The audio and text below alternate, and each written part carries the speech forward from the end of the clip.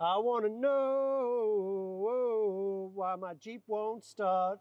This is a 2021 Jeep Compass. No, it's not. It's a Cherokee. It's very similar to a Compass.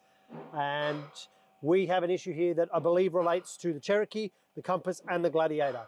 So basically what happens is you can't get the car to start at all. You get a warning up on the dash, which will show you a screenshot in the video about now of what you should see.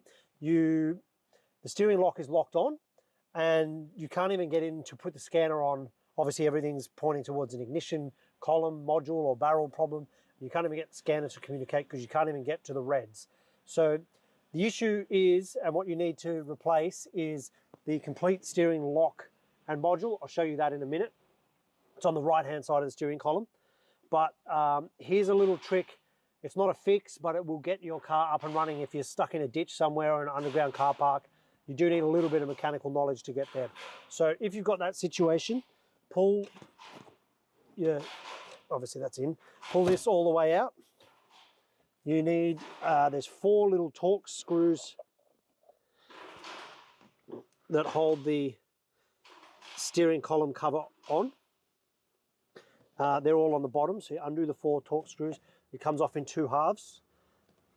Just be careful as you're taking that off, you don't rip the leather trim.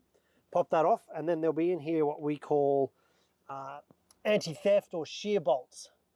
There's 2 of them facing from the center of the vehicle towards the outside of the vehicle, and I'll show you what they look like.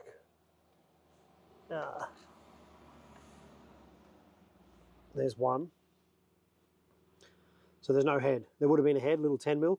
As you do them up to a point and they snap off. It's designed to stop it being removed, so you can't hotwire your Jeep.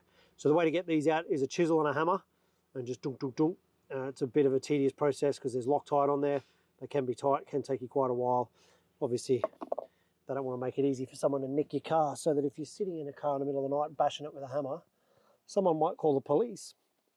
And you'll get caught because you'll be here for ages trying to do it to 2 of them. Anyway, that's them. So you get them out.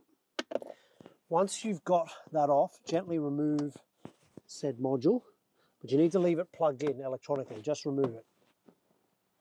Now, this is in the off position. Which is why, there we go. Okay, that's the steering lock come out, and so that's the bit that's failed.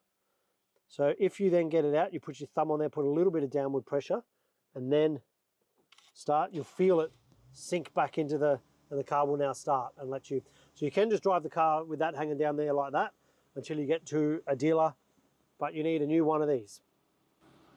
And from memory, they're about $900 odd, a few hours labour to get in there.